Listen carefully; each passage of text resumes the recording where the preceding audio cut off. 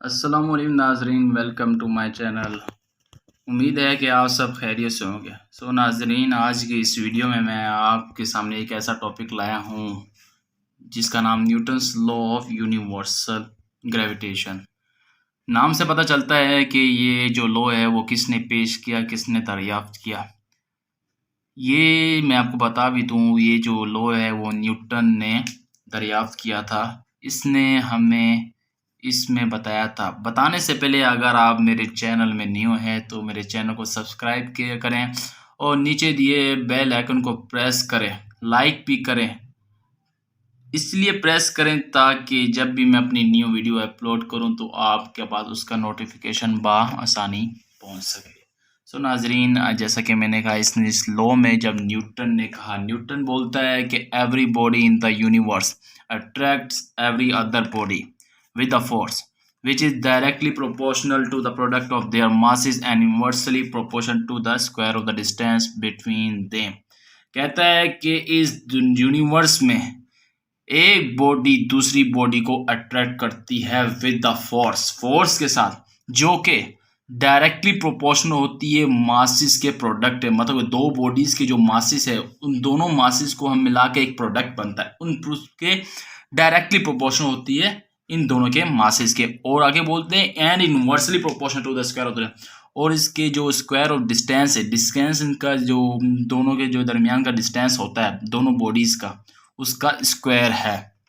Diagram बना के आपको मैं दिखा देता हूँ इसकी। अगर सपोज करें एक बॉडी यहाँ पे है, इस बॉडी को हम ए का नाम दे देते हैं और दूसरी बॉडी हमारे पास ये, इसको बी का नाम देते हैं। यहाँ से लेकर यहाँ तक का जो डिस्टेंस है, न्यूटन कहता है कि ये इनवर्सली प्रोपोर्शन है। ये जितना डिस्टेंस बढ़ेगा फोर्स उतनी कम होगी। इनवर्सली इसको कहते हैं इनवर्सली। इसके एक चीज़ बढ़ती है तो दूसरी चीज़ कम होती है। डायरेक्टली प्रोपोर्शनल वो होता है जब एक चीज़ बढ़ेगी तो दूसरी चीज़ भी बढ़ेगी। अगर इसके मासेस बढ़ रहे हैं तो फोर्स भी बढ़ेगी, अगर इसके मासेस कम हो रहे हैं तो इसके फोर्स भी कम होगी। तो इसकी जो डेरिवेशन है वो ये है। डेरिवेशन हम आपको डिटेल में बताते हैं। इसकी जो डेरिवेशन क्या है, डेरिवेशन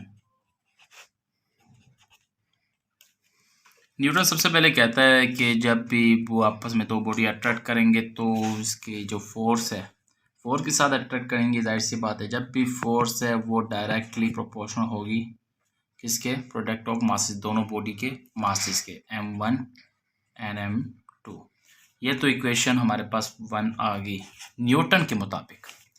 फिर न्यूटन बोलता है जो फोर्स है वो इनवर्सली प्रोपोर्शनल है किसके, स्क्वायर ऑफ डिस्टेंस के। डिस्टेंस को हम आर भी कहते हैं, आर स्क्वायर।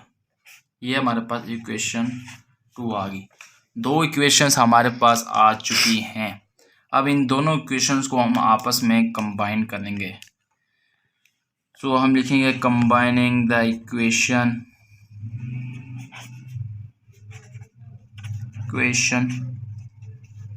1 एंड 2।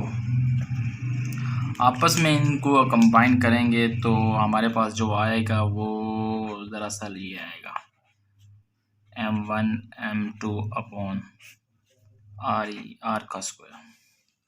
ये हमारे पास आ चुका है।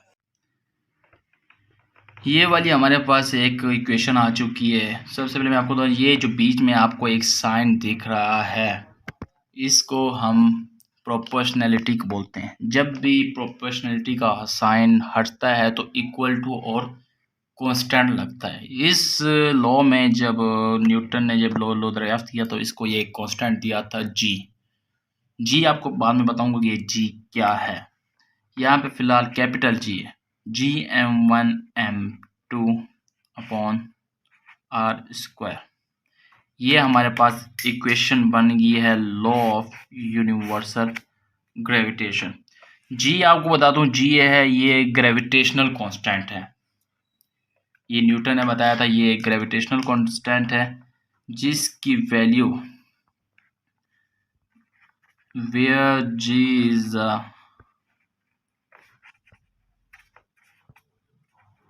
Gravitational constant, its value is, इसकी जो वैल्यू है वो है 6.67 exponent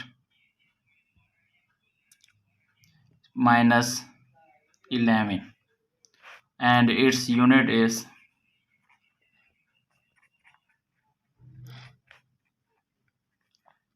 Newton metre square per kg square.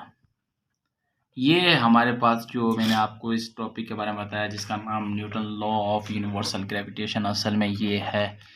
उम्मीद है कि नाज़रीन आपको मेरी ये वीडियो पसंद आई होगी। थैंक यू नाज़रीन।